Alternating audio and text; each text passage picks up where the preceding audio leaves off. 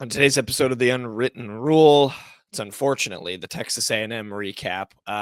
Probably as hard on some of you Chiefs fans as the Super Bowl was on Saturday. Mizzou lost in a heartbreaker to the Aggies. We recapped, gave kind of a deep dive. It was just me and Payton. For most of the show, we do get a good cameo from Kenny during quick hits, so stay tuned for that. But Payton and I recapped the A&M game, just kind of talked about what we didn't like from Mizzou. Started with obviously what went wrong at the end there with Wade Taylor hitting the shot.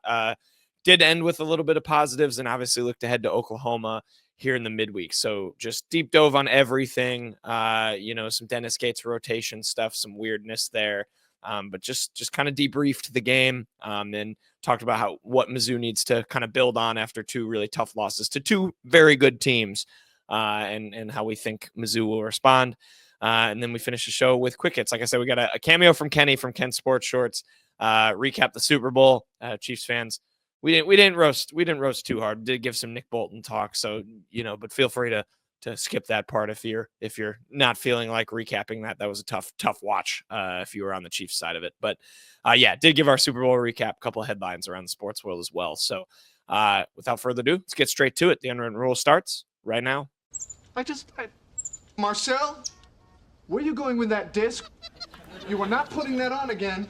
Marcel, okay, if you press that button, you are in very, very big trouble. Attention. Everybody stop what you're doing. It's time for The Unwritten Rule, a Mizzou sports podcast brought to you by the Believe Network, alongside Payton Haverman and Kenny Van Doren. Here is your host, Jack Knowlton.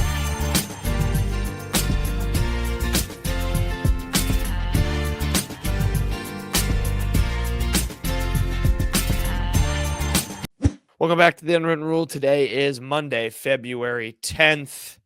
And similar to any Chiefs fans listening, it's a grim show today. Another brutal loss for Mizzou men's basketball that we have to recap. We will talk some Super Bowl and quick hits. Chiefs fans, feel free to skip that if you want. But there is some Nick Bolton love, so we'll try and find the positives, which we're also going to do at the end of this part of the show. But we do need to dive into the good and the bad of Mizzou's 67-64 loss to Texas A&M on Saturday. One of these cases where I'm probably glad that we didn't do a show. We don't do as many shows immediately after the game, recap wise anymore, but I'm probably glad we didn't because emotions were running very high. This one hurt. This one hurt really bad. Mizzou loses its first game at home, its second game in a row. Has now lost its last two games to two top 10 teams by a combined 7 points. And this one obviously stung.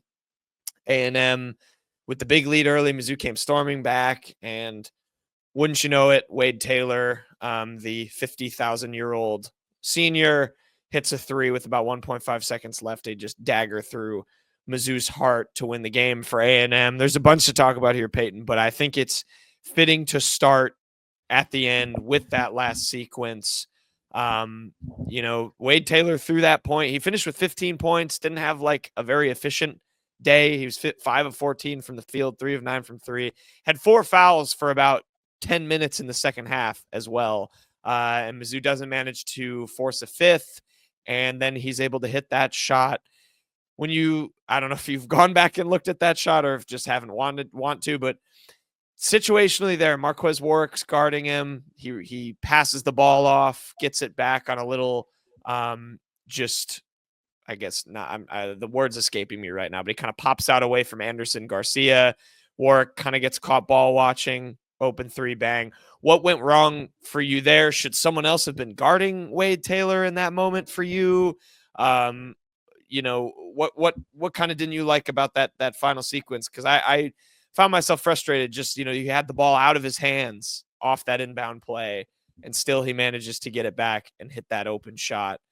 I think that's we'll start with the most heartbreaking moment, work our way down. But what didn't you like about that last sequence there?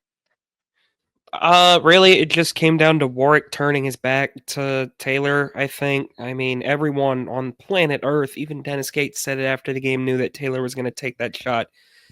Taylor didn't have an efficient day because he never has an efficient day.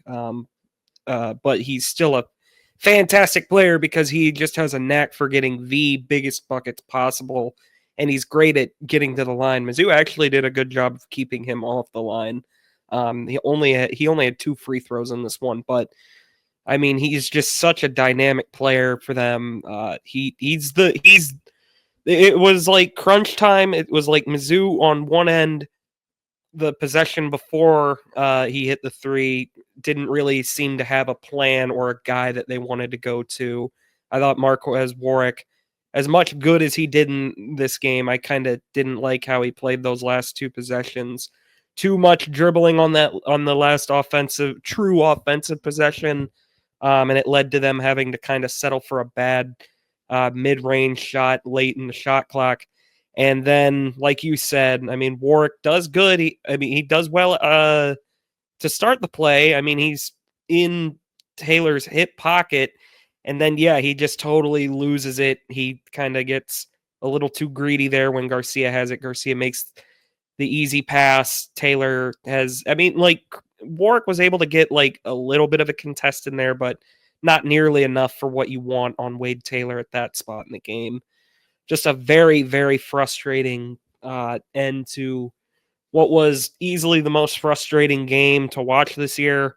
It was definitely the first game this season where I didn't come out of it going, "Oh well." I kind of that one really kind of stuck in my craw for quite a good amount of time after.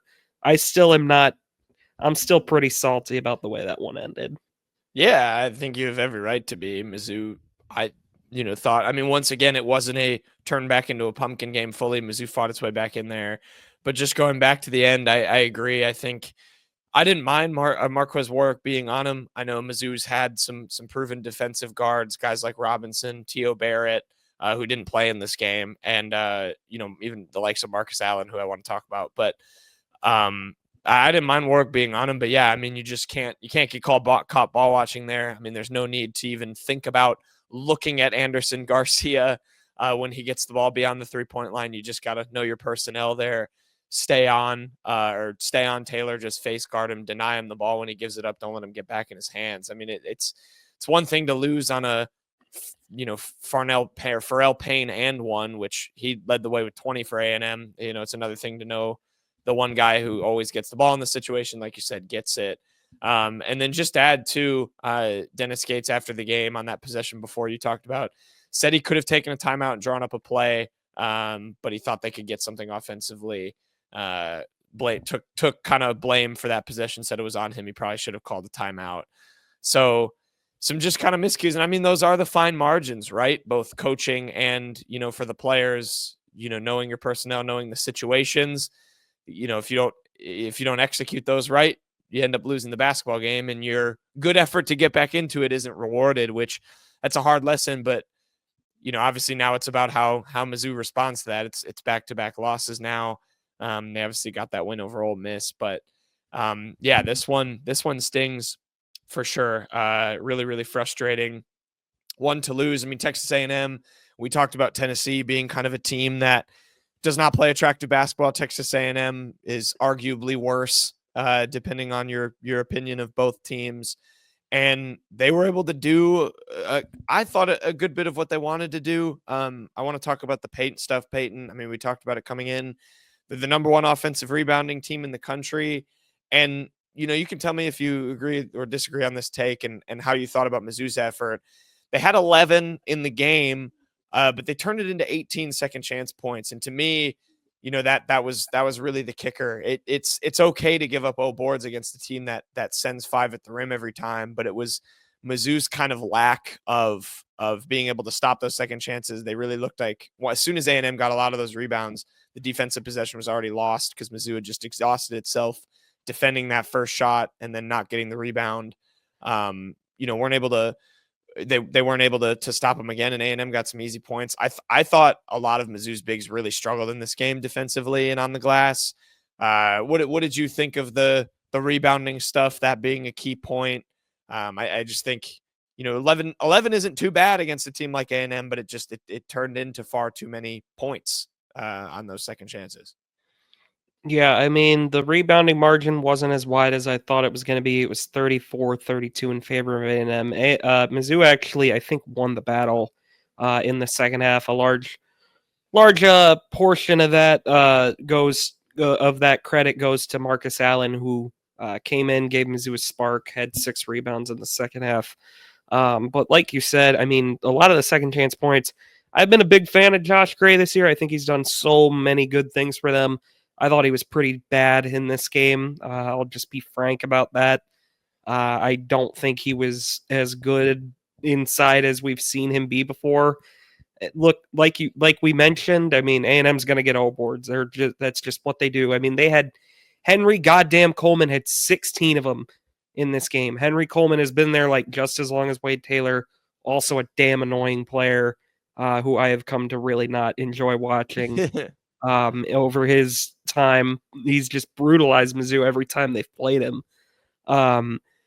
But yeah, I mean, down the stretch, Gray had a couple nice moments in this game. I mean, when Mizzou kind of made that run with the Warwick, Allen, Bates, Gray, Grill, I think was the 5th one lineup that Dennis just let run out there for like 11 minutes. Gray definitely played well at the first part of that stretch, but like down the like just kind of as the game got into those final 8 minutes, I felt like he was maybe getting just kind of worn out. I mean, Pharrell Payne was just kind of taking it to him down there. I mean, like you mentioned, 20 points. He got to the line for 10 free throws. He only made 6. He was 4 for 8 at one point before he made 2 big ones late. But just, I mean, it really started to show down the stretch. Again, I'm not sounding the alarm on Gray. I think he's still been really good for Mizzou, giving them a lot of what they've never had under Gates. But I did not. I thought it was probably his worst conference game against A&M. Just didn't control the boards like he has in the past, and just kind of struggled against Payne in particular. Yeah, I think you hit the nail on the head with how I felt about Josh Gray in this game as well. I completely agree. I thought he was bad. I didn't think there was a big that really could match the likes of Coleman and Payne, and they just kind of feasted down low.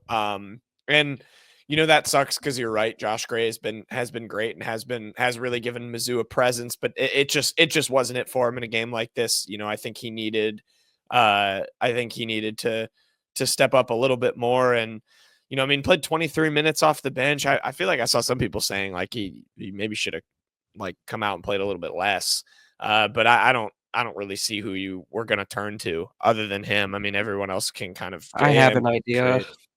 You go pitch your idea more, Mark Mitchell. Yeah, I thought we did not see near enough Mark Mitchell, I'll be honest, but I mean, I'll let you continue. But yeah, I guess you're right. Only 24 minutes from him. I thought he was good offensively with 12 points. Yeah, I mean, maybe he would have stood up better. He's not obviously as tall as some of those trees that Texas A&M has, but yeah, I don't disagree. He might have. I think in the second half, it was frustrating to see Gray out there for those long stretches when it really wasn't working. And it sort of felt like you needed him in at the end, and, you know, giving him a breather might have helped a little bit more. That's another kind of coaching thing I think you can chalk up. I don't know if you agree with that.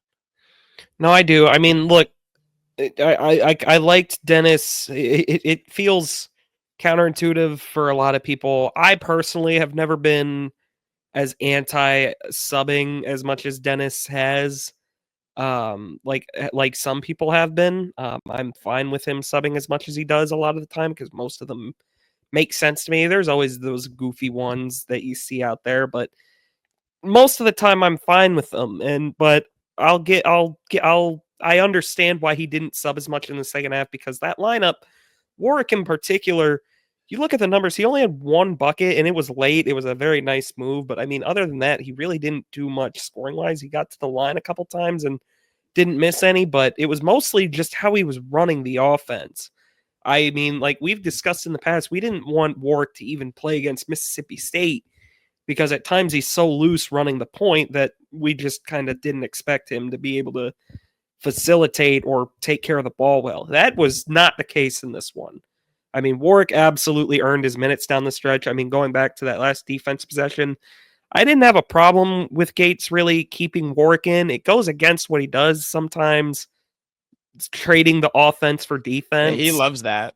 Yeah, he didn't do it there for whatever reason. Maybe there is something to be said, but I really think it just came down to Warwick losing his sight. But yeah, that lineup that Dennis kept in for like 10, 11 minutes, it felt like I thought by the end it was really just losing its legs. I mean, Allen wound up accumulating 4 fouls. Gray just looked gassed down the stretch. I think he really needed the break. And I mean, Mark Mitchell was just giving you such a spark early in that second half.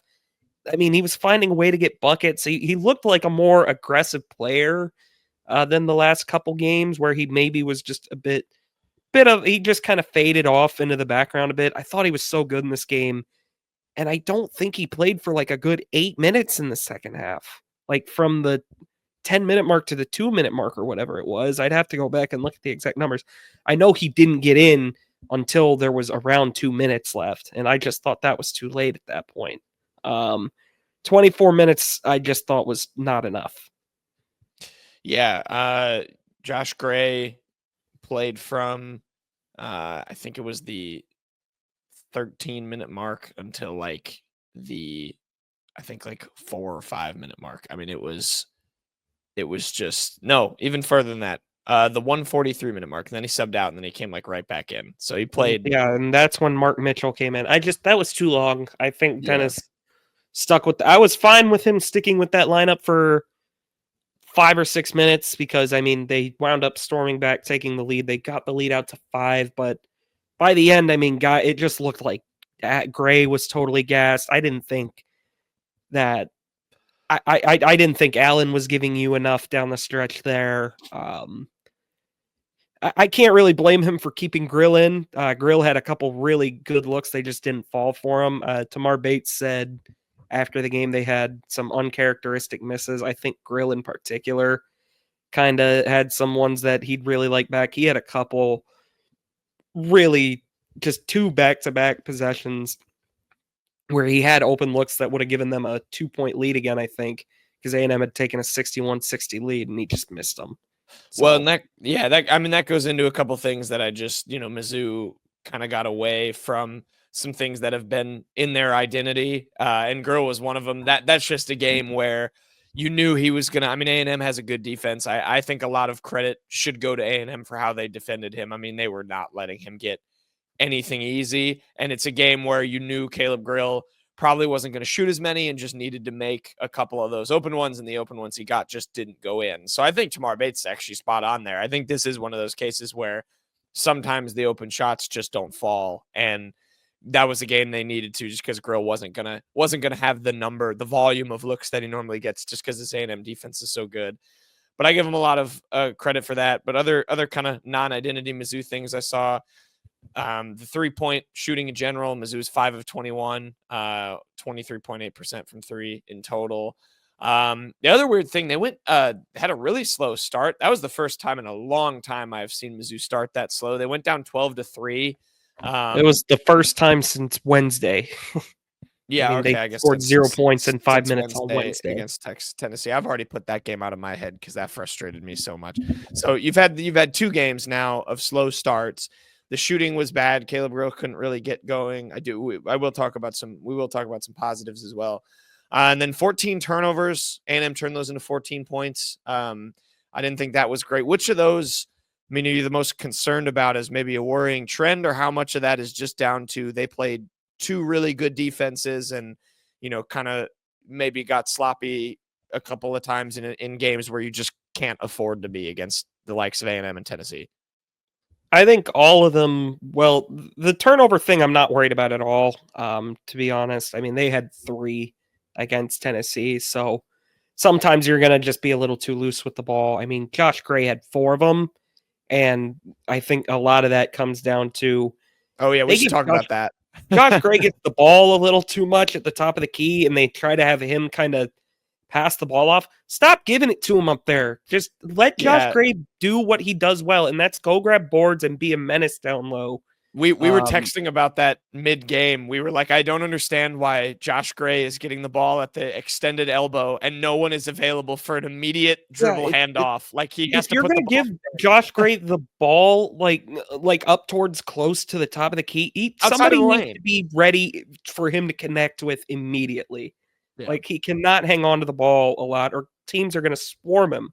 And why wouldn't they? I mean, it's not Josh Gray's game. He's a really good rebounder, really good defender. He does not ever need to touch the ball on offense. I really don't need to see him do anything on offense. I don't care to see him do anything. But no, the one that probably is just look, all of those you can attribute to playing two really, really good teams. We just saw them play two top 10 teams. Right. And they're top 10 for a reason. They're not just, they don't throw those numbers based entirely off of glitz and glamour. Okay. Like those teams do, like we're trying to turn Mizzou over, trying to stop Mizzou. Two really good defensive teams were able to impose their will early. That happened. The one that does annoy me though is the slow starts, because in games you lose by 3 and games you lose by 4, which is what they did in both games this week. When you don't score for 5 minutes to open the game, that is what your brain is going to go to immediately, because you're like, wow, if they had even scored 4 points in 5 minutes, that Tennessee game goes to overtime. Or wow, if they had scored 5 points in 5 minutes against A&M, they win the game by 2. So those are the most frustrating ones. I think a lot of that is unfortunately, look, Bates did not have his best shooting day, but he still found a way to gut out 16 points. But like Anthony Robinson, he still, I think, is in a rut. Trent Pierce is really starting to concern me. I mean, his shot is just way off right now, and he's not giving you much of anything else. So that'll happen. They're true sophomores in the best league in the sport, and you just played back-to-back top 10 teams who are both very good defensively. But it is still frustrating to like look at that and think, man, if they had just gotten off to a blah start offensively instead of a terrible start offensively, those games very easily flip to wins. Yeah, that gets in perfectly to the other thing I wanted to talk about before we just touch on some positives quick and then look ahead to Oklahoma, was the starter concerns. And that I think is the biggest thing for me right now, tying into that slow start as a team. I'll just kind of quantify what you said. Anthony Robinson, he has 6 points and 8 turnovers in the last 2 games. So you talked about the slump. Has not scored. His last game in double figures was against Florida in SEC play. Has not been in double figures since then. Is still getting takeaways at a pretty good rate. That's also, I think, worth mentioning, but he's also fouling a lot more. And I think you're right. And yeah, he might be in a rut. And then Trent Pierce played his second lowest minutes total was 6 against A&M. So Dennis very clearly, knew those guys weren't probably at the pace in a game like this and took them out. Anthony Robinson, I don't think, played after the 13-minute mark in the second half. When it comes to lighting a fire under these guys, because you're totally right. I think even against some of the lower competition in the SEC, you see it from teams all the time. Good teams, get upset sprung on them because of slow starts and because of not being able to impose their will on teams. I mean, do you think it's just a matter of these guys kind of figuring it out and keeping things going, or should Dennis kind of extend this time on the bench? Do you throw a different starting lineup out there, upcoming? I mean, what do you think is the solution here, if there is any, besides just kind of keeping things how it is and hoping they figure it out? I mean, it doesn't really matter if you change the starting lineup or not out, because I think you're still going to be like in a situation where you're just going to ride the hot hand, like Dennis kind of likes to do most nights. I don't really know, like, if I would change the starting lineup. I'd probably give this lineup one more go against Oklahoma. You're still home. Oklahoma is turning out to not be all that great. Still like a tournament team, but not a fantastic team. They've struggled in conference play. So I'd kind of give it's another tough one for Robinson. I mean, Ant's going to have to go up against a couple really good guards, in particular Jeremiah Fears. at Oklahoma. We'll get more into them in a minute, but I probably would give this starting lineup one more go. But I mean, if I would have a quick hook if I'm Dennis Gates. I mean, if Pierce is out there not really doing much for you on the glass, and he misses a 3-pointer, I'd probably pull him out quickly, because he's just, I mean, when Ant and Pierce are in a rut like this, I don't think it benefits them too much to play through it right now. It doesn't benefit the team because Mizzou still has to get as many wins as possible to try and position itself for the SEC tournament and everything. I know in an ideal world, you're able to give Pierce and Ant time to just figure it out on the court, but Mizzou's got plenty of depth and they've got games to win. So I don't think you can afford to have all the patience in the world. I'm not saying you bench Ant and Pierce permanently or anything like that, but I mean, if their play doesn't improve, their minutes are going to dwindle. That's just kind of the way it is. Yeah, I wouldn't hate it from a lighting a fire under them standpoint. I'm not sure who you'd give that spot to. I think there's a lot of really good kind of lineup continuity with the 5 that they go with. I actually like, kind of their rotation on paper, and we've seen it work obviously in games when those guys are kind of hitting. I don't know if maybe it's you give Marcus Allen a shot, but then you're kind of getting back into some of those weird starting 5s we saw in non-conference play against those blood donor teams. I don't know if you want to really throw all those wrinkles in when, like you said, you're just kind of trying to stack wins. How much of it is you just keep it consistent and let those guys figure it out? You're probably right that the short leash thing is maybe the best move. But we'll see. And I mean, we can get into the positives because there are some. I mean, you don't play a top 10 team and lose by 3 and not have some good coming from the game. We already talked about Mark Mitchell, 12 points, 3 rebounds, 2 steals.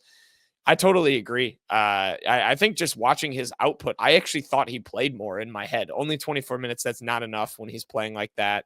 I think there are games 8 minutes in the second half. That's not enough. I mean, close to enough. This guy can be your team's best player when he's at his best, and I think he needs to see more run. When he's playing like that.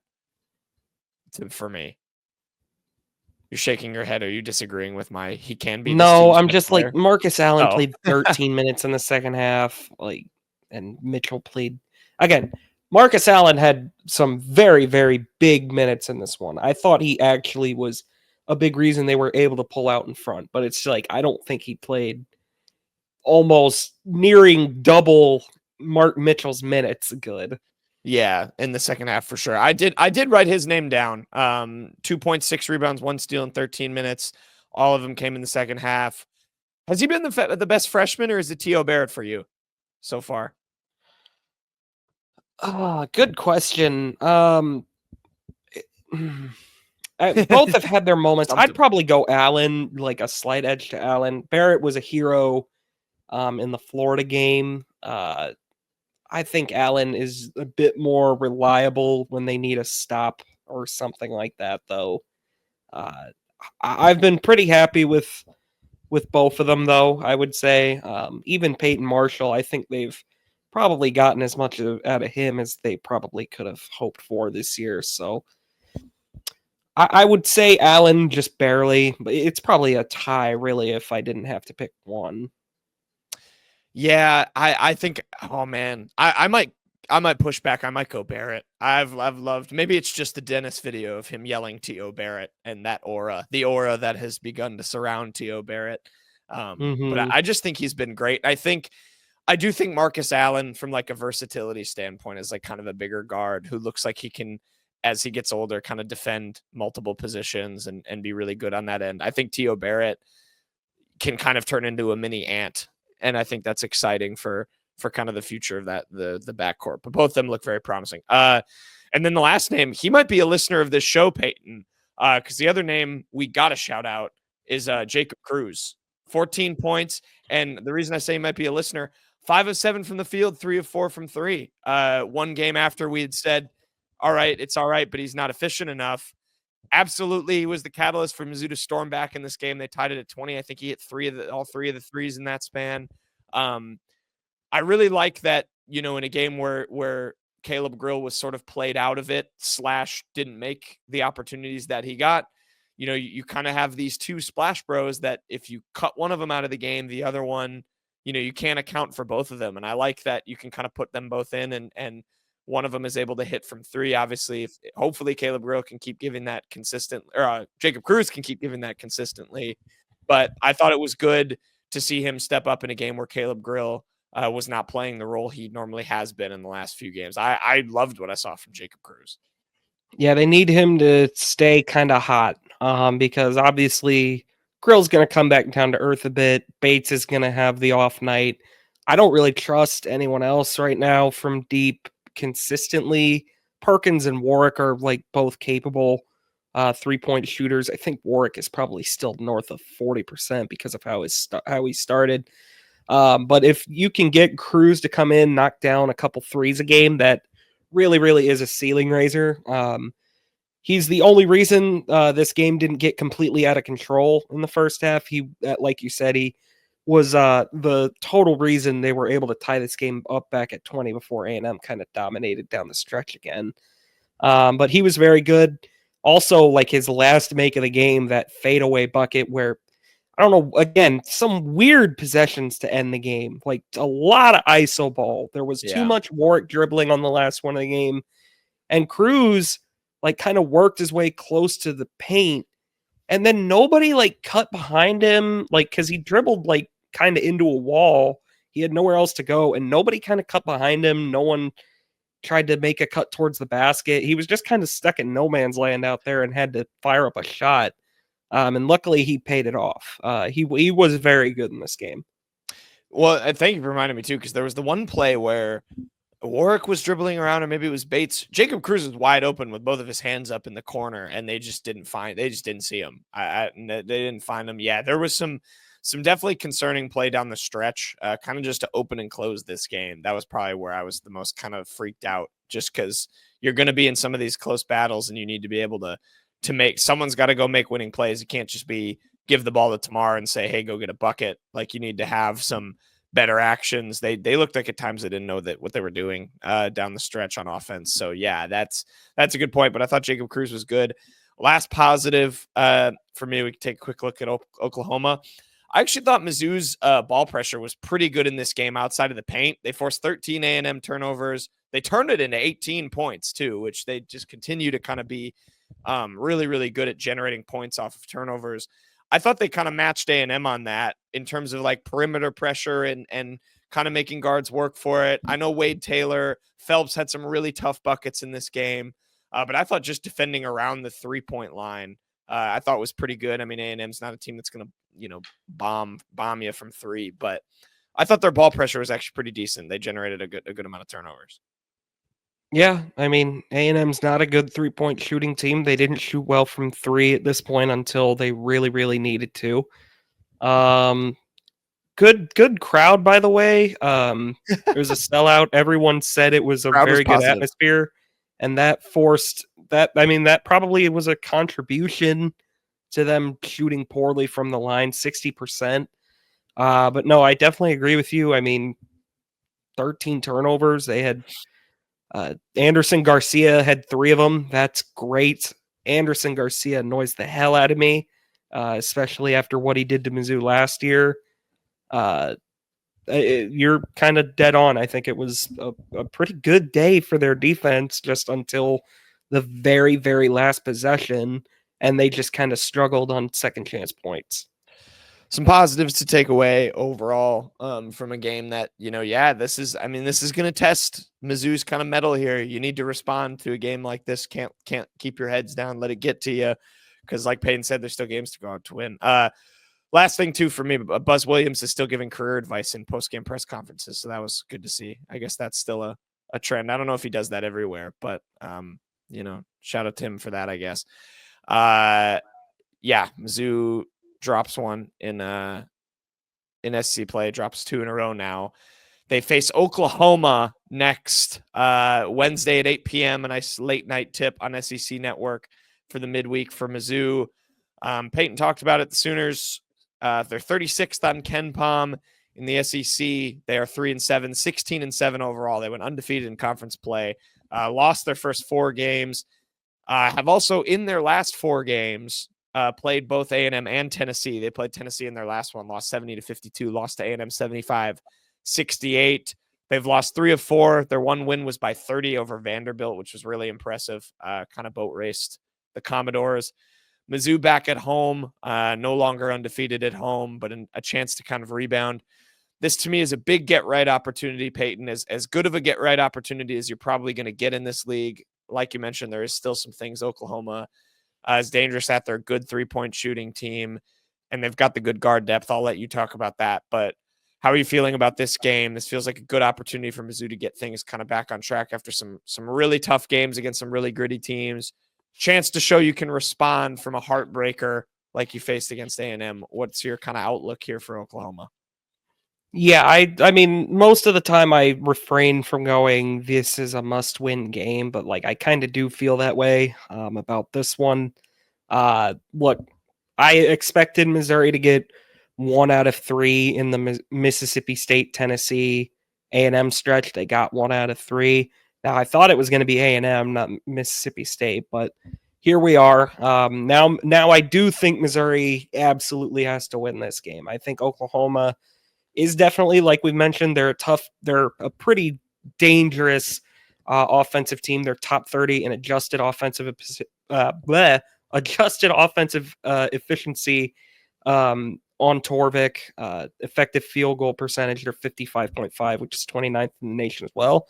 But one thing they do not do well is take care of the ball. They turn the ball over on 17.8% of their possessions, which is 220th in the nation. Again, all this is coming from Torvik. This is Torvik to me, to you all. So that plays right into Missouri's hands, right? I mean, that's just how Missouri likes to play defense, force a lot of turnovers. Hopefully Missouri can get out on the run there. Oklahoma is also kind of polar opposite from A&M on the O boards. They're not good at getting O boards, 260th in the nation. They give up O boards 32.9% of the time, which is 304th in the nation. So, but like Knowlton said, they are a very good 3-point shooting team, 37.1%.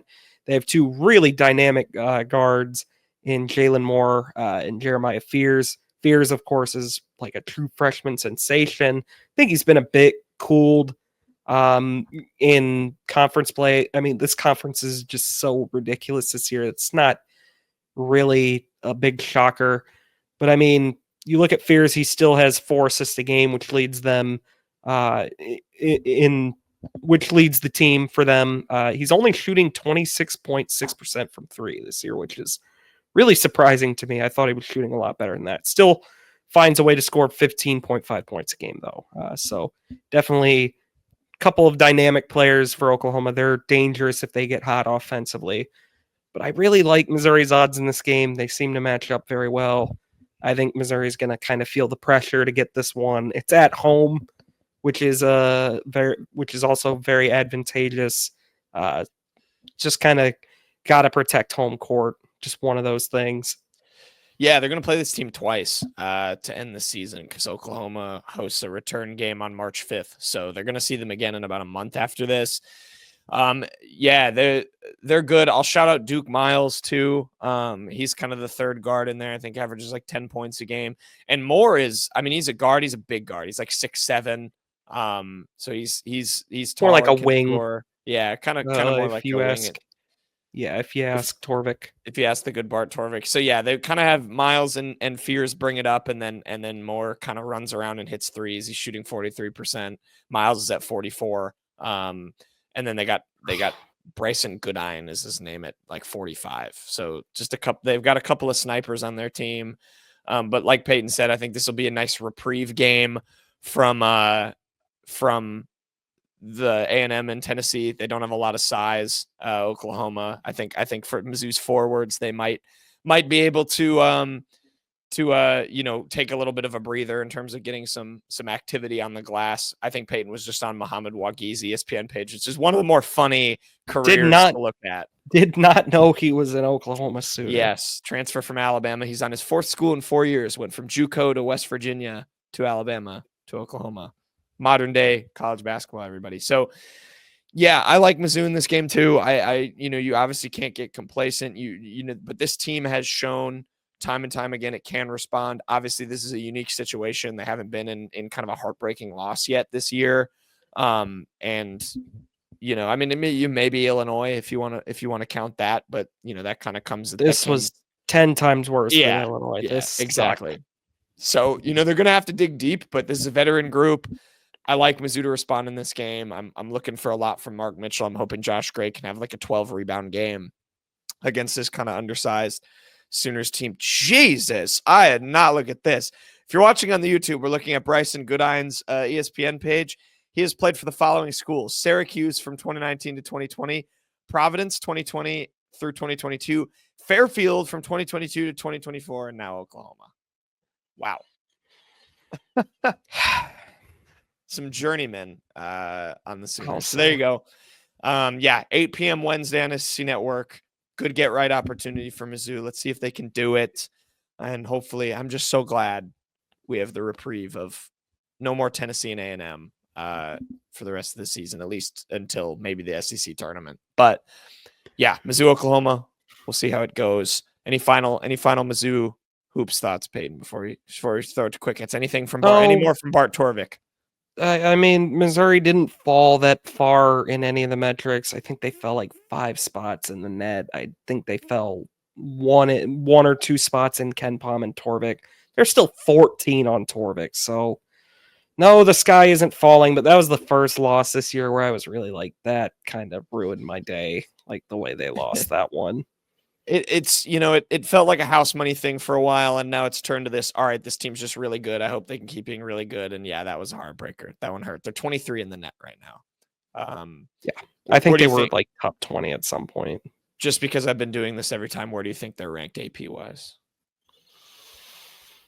I think they probably fall to like 20, 21. I think they probably fall out of the teens. Gonna have a lot of AP movement. You had Auburn and Duke. How would you rank the top 3? I'll end there before we go to quick hits as a fun aside. The top 3 currently is Auburn, Duke, Alabama. If I were voting, my ballot would read Auburn, Duke, Alabama still. I'm right with you. Of course, Auburn and Duke both lost, and Alabama almost lost to Arkansas, blew an 18-point lead in that game. Craziness in college basketball, but there you go. Let's see if Mizzou can rebound against Oklahoma. And we will close out this show with quick hits.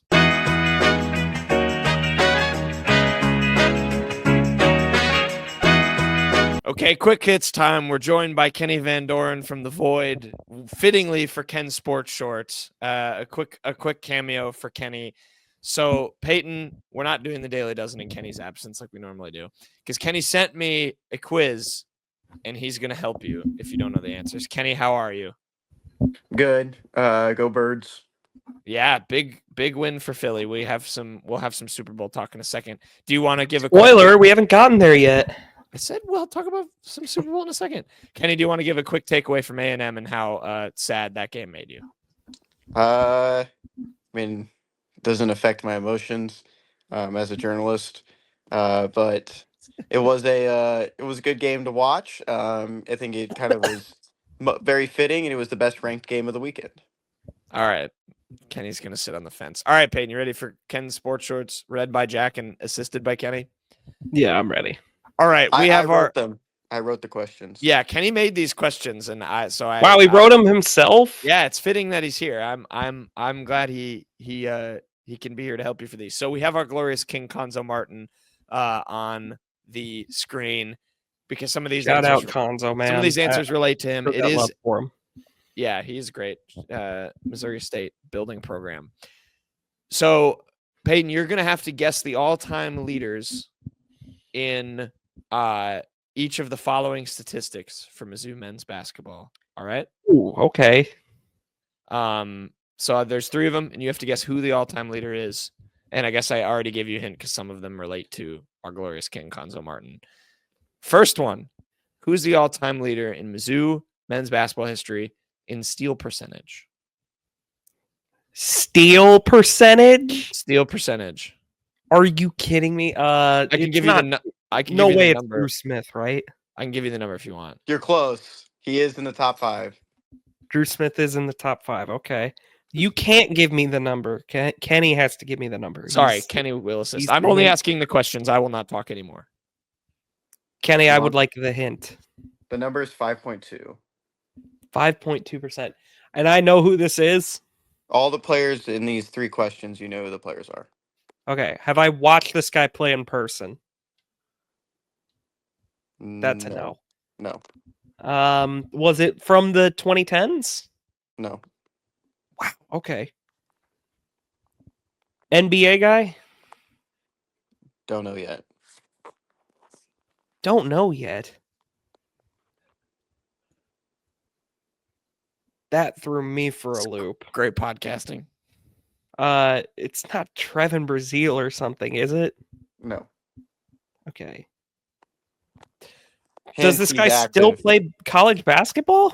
He is active on the Mizzou roster. Tamar? No. Wow. Who else steals so many passes? Was Des Moines in the top 5 while I think of who else it would be?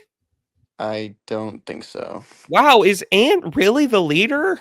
It is Anthony Robinson the second. That is very impressive. Good for him. And Anthony Robinson. All right, you're next guessing the all-time leader in this statistic. Who is the all-time? Well, okay, What? these numbers were entering Saturday. That number has actually dropped since then. Since when I read this, So is it not him anymore? he is now 3rd. Number 1 is Des Moines Hodge. 2 is Phil Pressey. wow, that is quite the All right. list. Payton, your next one, assuming it's still the correct answer, usage percentage. Who's It number is. 1 all time? Still the Oh, same. geez. DeAndre Golston, please. No. He is not in the top 10. When did this guy play? When Look you at were in who's on the college. look at who's on the screen. Really? Okay. Look at who's on the screen. Conzo Martin. This wouldn't be Drew Smith. No, he's not in the top 10. Oh, is it X? It is Pinson. He is number 1 and number 6 on this list with 31.1 and 28.3. Number 2 is Kim English with 30.9. So this is in a season. Yes. So what season did he have that number 1?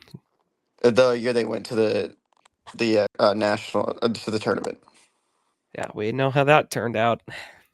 All right, your third one, defensive rebound percentage. Jeremiah Tillman. Nope. No. Linus Kleza. No. Is this a Zoe player? Yes. Really? Okay. No way it's Mitchell Smith, right? Yeah, no.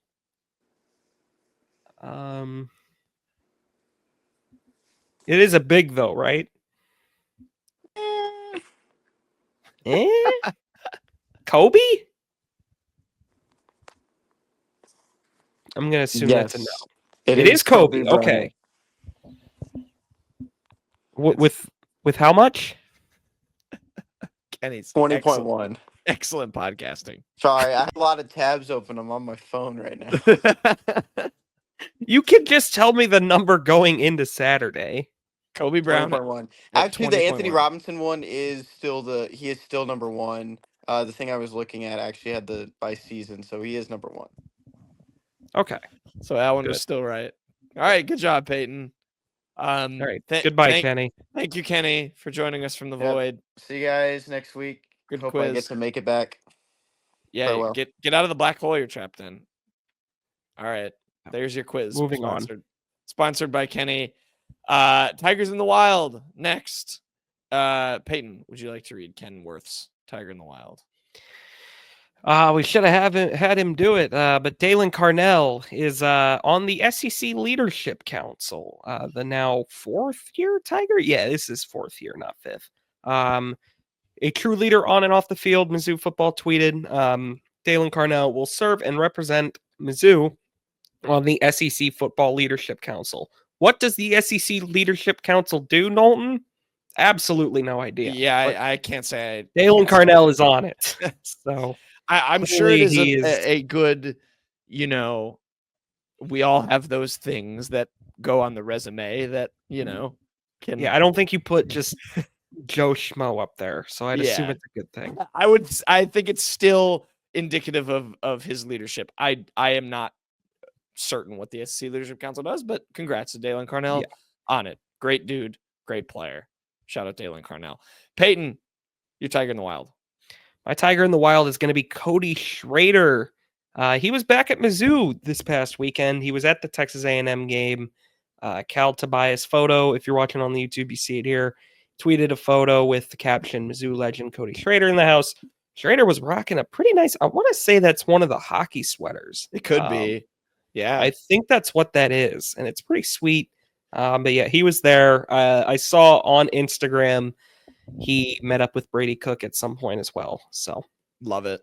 Couldn't win for Cody Schrader. Unbelievable. Very sad. Disgraceful. Good luck with the Rams, Cody. Keep working. Keep grinding.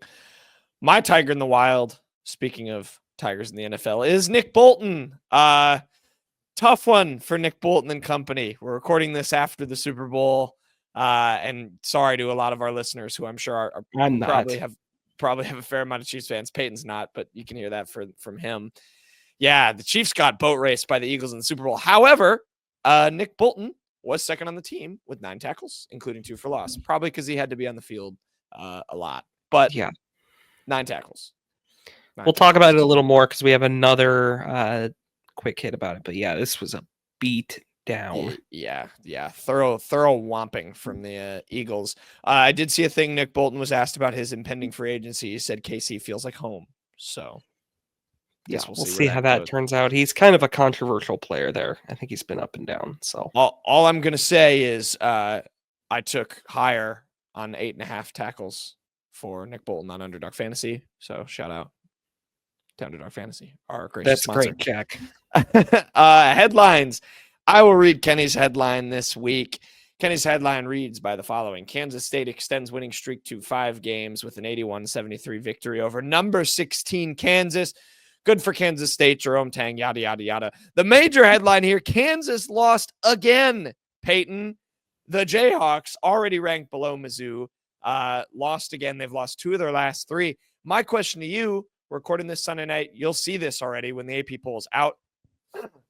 Is Kansas ranked in the next AP poll?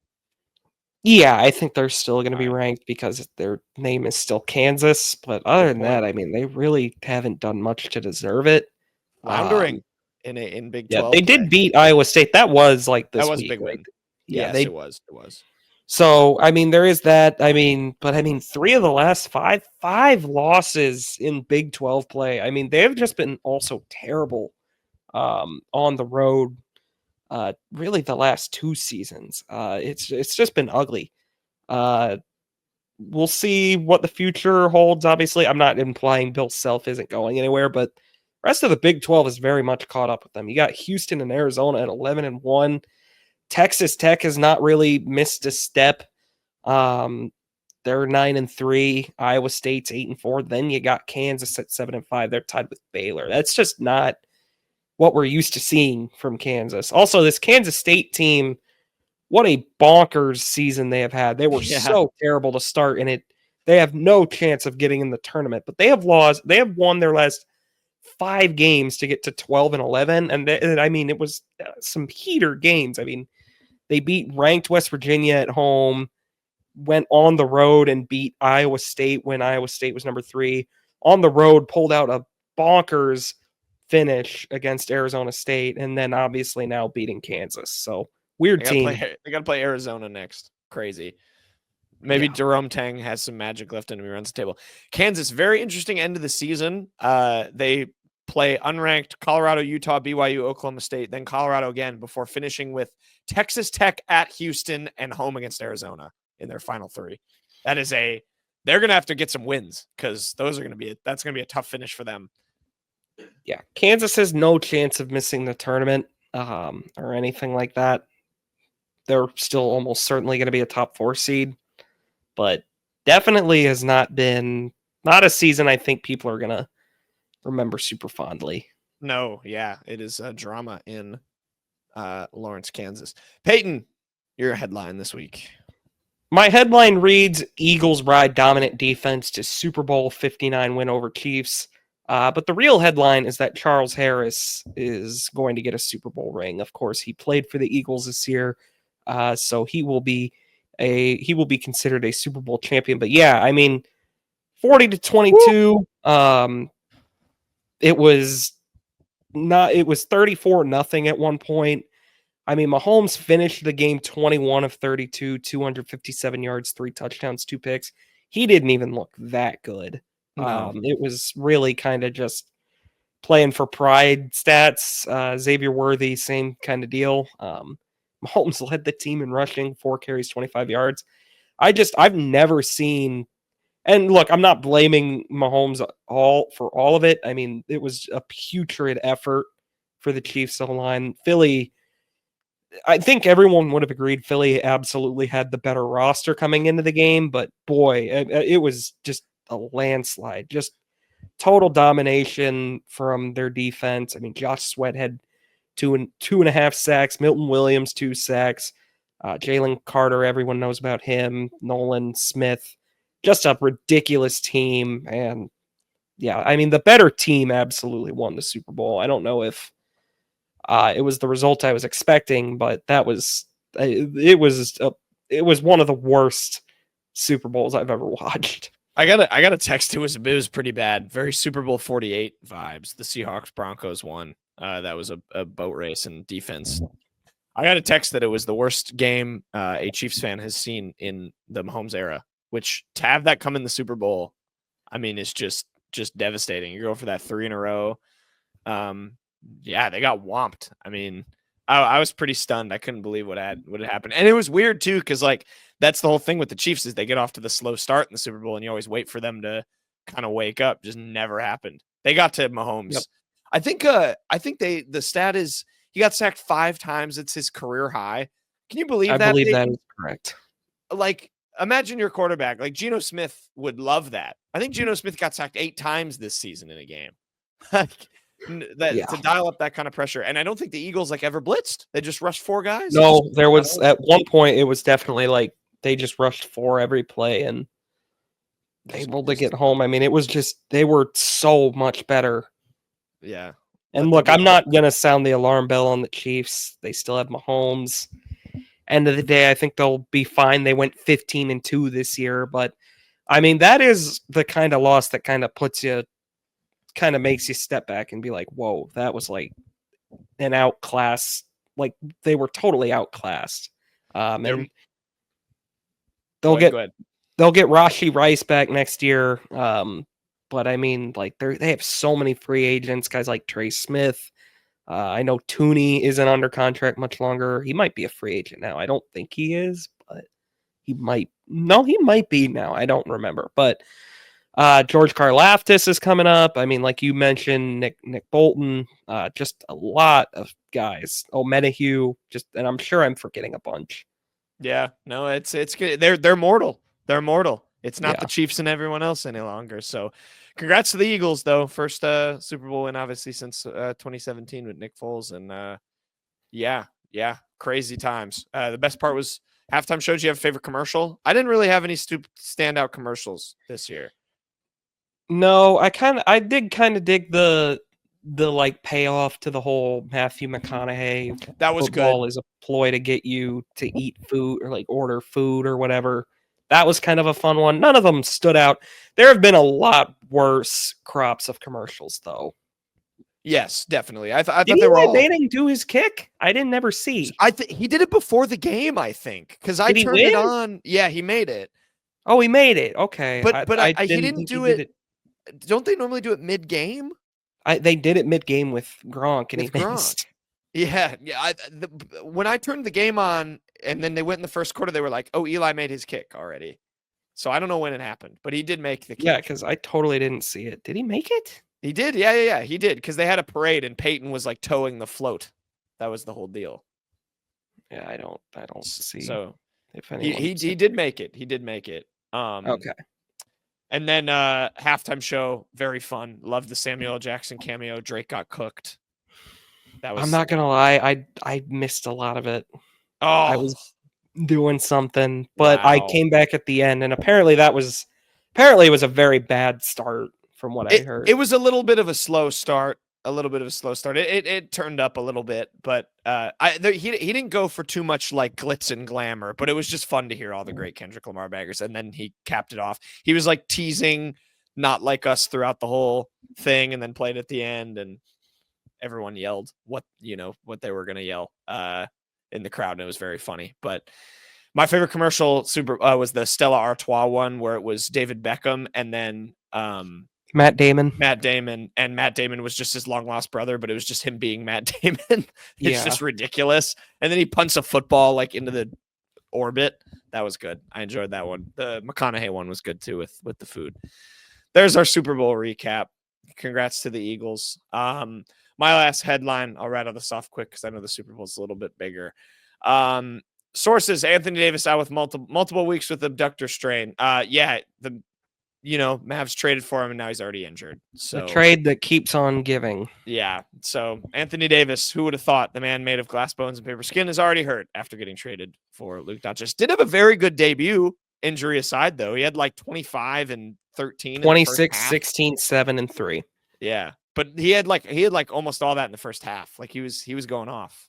31 total minutes, yeah. Then got injured. So Nico Harrison, GM of the year.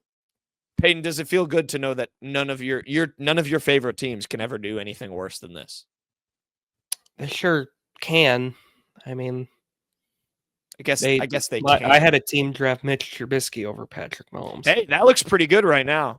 No, it doesn't. All right. Do you got a joke for us for this show? I gotta find one. So stall for time because I was, sharing my screen and whatnot. Just kidding. This one comes from our favorite TV series, The Today Show. Knowlton, did you hear about the 12-inch dog? No. It was a foot long. Oh, that was weak. You didn't even have to make it a dog. It's just okay. That was dumb. I didn't like that one. You don't get it? A foot long, like that's how long. Hot dog. It can be called a foot long. Yeah, I guess, or a real dog. Why did the baseball player get arrested? Gambling. He stole third base. Oh, gotcha. Sorry, I thought we were going another headline. All right, that'll do it for the unwritten rule. I thought it was a little callback. That'll do it for the unwritten rule. I hope everyone enjoys the Oklahoma game. Hopefully we can get this taste of gross basketball from A&M and Tennessee out of our mouths. And hopefully Mizzou can bounce back with a W, but we'll see. Until next time, we'll see if the Chiefs can rebound next year. Sorry to Chiefs fans. All right, bye.